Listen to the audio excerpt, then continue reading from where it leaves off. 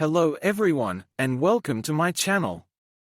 The Australian federal election is set to take place in early May, and yesterday, while browsing X, formerly Twitter, I noticed that some users were expressing strong dissatisfaction with a mobile billboard that reportedly appeared in Coffs Harbour, New South Wales. This billboard explicitly stated that the Chinese Communist Party, CCP, supports the Australian Labor Party, ALP, and urges people to vote for them. It even implied that the Labor Party acts as the CCP's agent in Australia, or that voting for Labor would lead Australia toward gradual communisation. Many Australians believe this to be disinformation and have called for the authorities to remove it, arguing that it could damage Labor's reputation.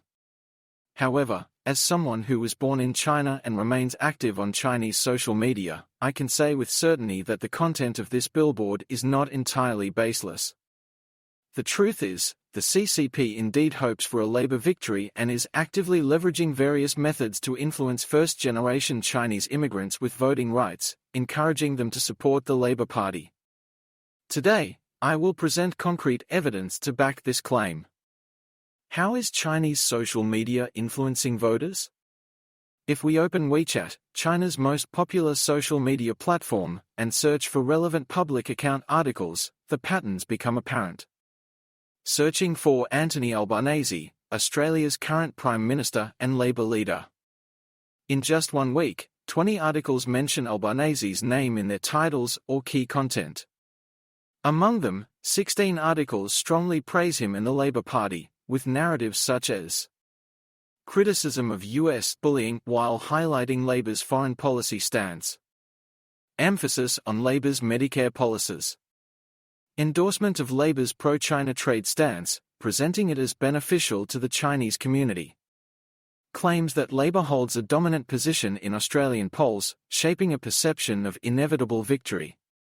Only 4 articles, some of which are duplicates, mention rising costs of living under Labor's leadership or Albanese hosting a lavish dinner, which also briefly references Liberal leader Peter Dutton attending an elite event during a Queensland cyclone. Searching for Peter Dutton, Liberal Party leader. There are 26 articles about him, mostly negative. Mocking his policies. Criticizing his leadership. Highlighting his plummeting approval ratings. Even seemingly neutral reports such as his proposed referendum on deporting dual national criminals frame it as costly and internally divisive, creating a subtle negative impression. Even more interesting, one article discussing Victoria's rising knife crime, a direct consequence of Labor's governance failures, mentions state officials without specifying their party affiliations. This means uninformed Chinese readers may not associate these issues with the Labor Party at all. The 2022 election, Labor's dominance in Chinese social media.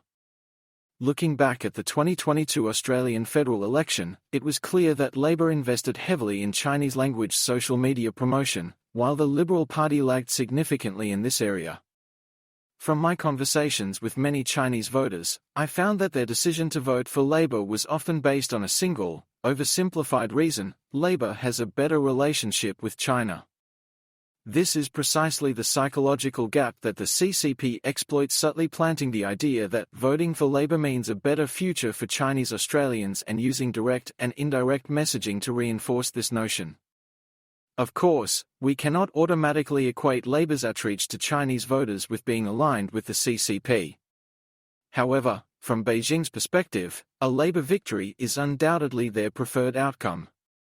This strategy is not unique to Australia. The CCP uses similar tactics in other democratic countries to influence ethnic Chinese voters and shape electoral outcomes.